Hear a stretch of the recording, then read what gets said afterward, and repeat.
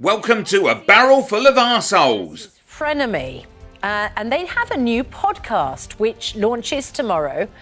Does it mark the end of this bitter political divide? First up, we have creepy George Osborne, who's risen from the sewer to do a podcast with attention-seeking Ed Balls. A couple of the things which you were criticised for, objective medical assessment for the disability living allowance, various reforms to housing benefit, tax credits, freezing rates of child benefit, a 2-year pay freeze for public sector workers, housing benefit reduced, income level for family tax credits changed, and some people would say long-term impact, for instance, on the NHS, schools. We've just had the concrete ceiling crisis, which is now ongoing, blamed on your austerity budget. Well, are there ever moments where you look back and go, I just cut people to the quick? No, because, look, I'm not saying we got everything right, but... Yuck! Horrible man! Next comes Australian CEO Tim Gurner, who's already known for his controversial comments on millennials and smashed avocado. When I was trying to buy my first home, I wasn't buying smashed avocados for $19 and 4 coffees at $4 each. So you reckon that's real, that people actually, young people, actually end up just spending their money and then whinge about the fact they can't get into the property market? Oh, there's no question it's real. Recently, he said this. I think the problem that we've had is that we have... People decided they didn't really want to work so much anymore through COVID, and that has had a massive issue on productivity. Tradies have definitely pulled back on productivity. They have been paid a lot to do not too much in the last few years, and we need to see that change. We need to see unemployment rise. Unemployment has to jump 40-50% in my view.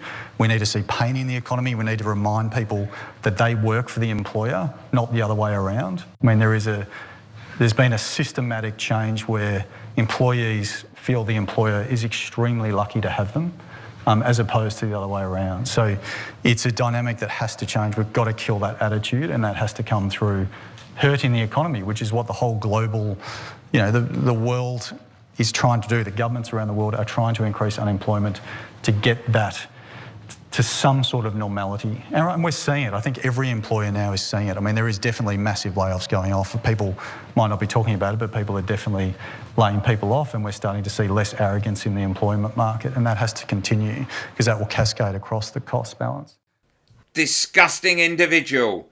Finally, we have this. Republican Senator John Kennedy, at a committee meeting on book banning, made the unfortunate decision to read some extracts from books that they're hoping to ban. Let's take 2 books that have been much discussed. The first one is called All Boys Aren't Blue, and I will quote from it. I put some lube on and got him on his knees, and I began to slide into him from behind. I pulled out of him and kissed him while he masturbated. He asked me to turn over while he slipped a condom on himself. This was my ass, and I was struggling to imagine someone inside me. He got on top and slowly inserted himself into me. It was the worst pain I think I have ever felt in my life. Eventually, I felt a mix of pleasure with the pain. Close quote. All Boys Aren't Blue.